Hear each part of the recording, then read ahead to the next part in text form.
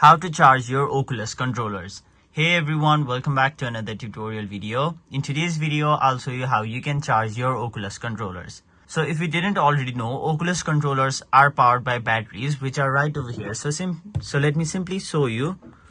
So all you have to do is simply slide this open, and then as you can see, your Oculus controller is being run by this battery right over here. Now if the charge of your Oculus controller dies, you'll have to simply either replace the battery or simply charge the battery.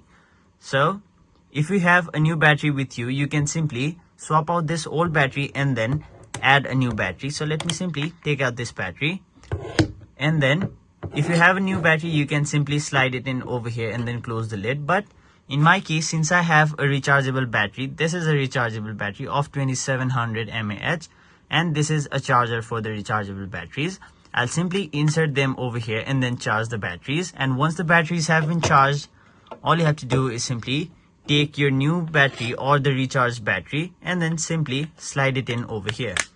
Now once you've done that, all you have to do is simply take your lid over here and then insert it just how you took this piece out.